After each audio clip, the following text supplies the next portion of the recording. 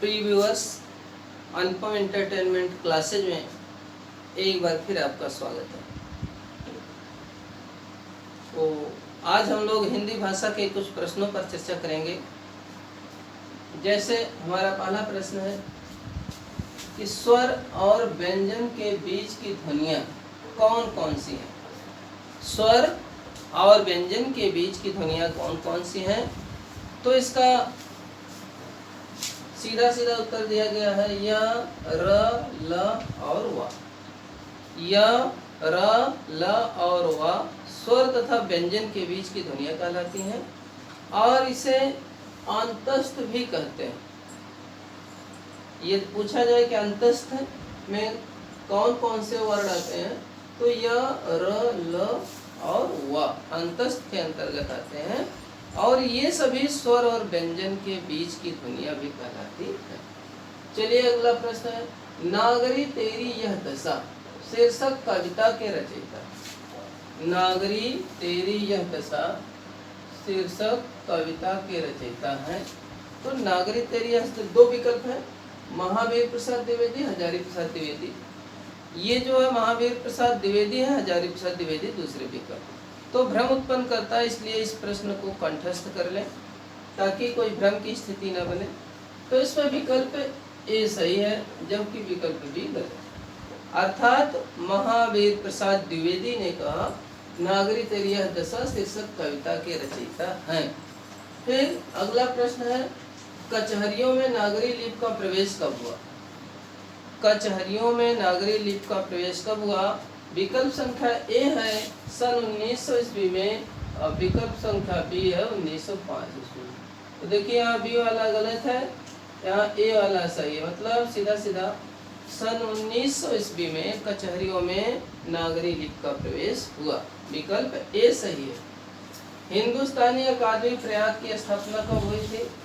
हिंदुस्तानी अकादमी प्रयाग की स्थापना, यहाँ दो विकल्प है। देखिए ए है 1925, बी है 1927। तो यहाँ ए गलत है, बी सही है। 1927 ईस्वी में हिंदुस्तानी अकादमी प्रयाग की स्थापना हुई थी।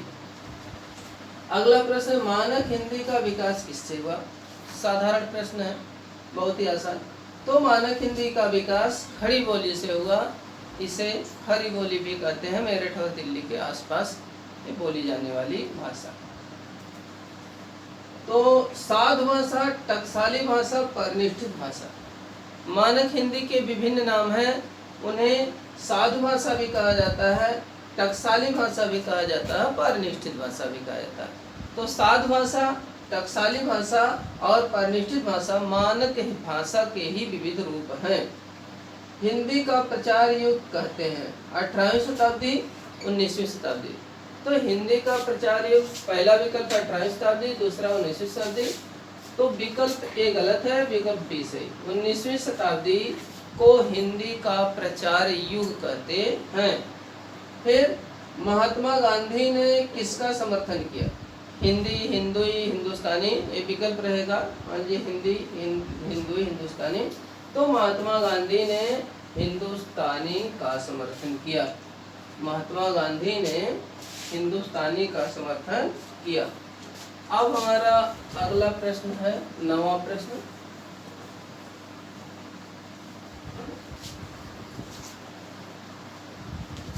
देखिए अगला प्रश्न है, हिंदी हिंदुस्तानी के विवाद में किसके नेतृत्व में विजय हुई थी।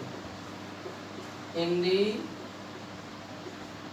हिंदुस्तानी के विवाद में, हिंदी हिंदुस्तानी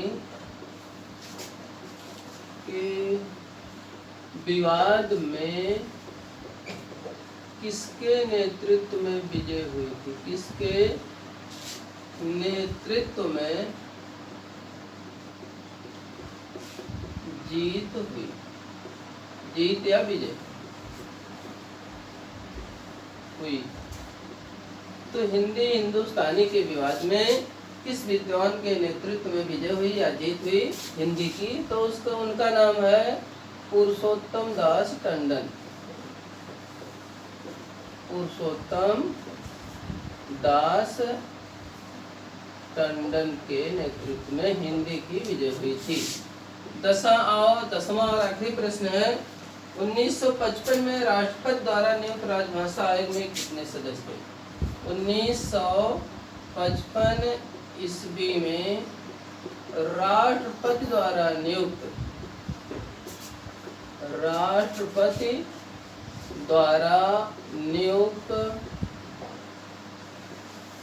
राजभाषा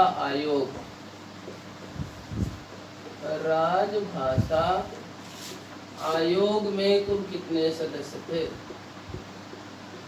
आयोग में सदस्य थे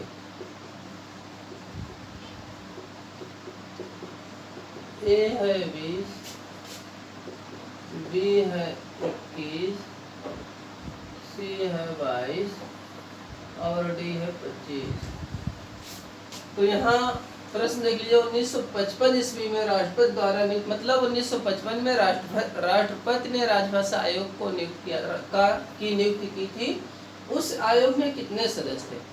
20 थे कि 21 थे कि 22 थे कि 25 थे?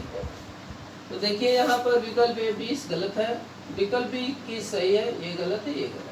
तो 1955 ईस्वी में राष्ट्रपति द्वारा नियुक्त राजभाषा आयोग में कुल सदस्यों की संख्या 21 थी। तो चैनल को लाइक और सब्सक्राइब अवश्य करें। बहुत बहुत धन्यवाद।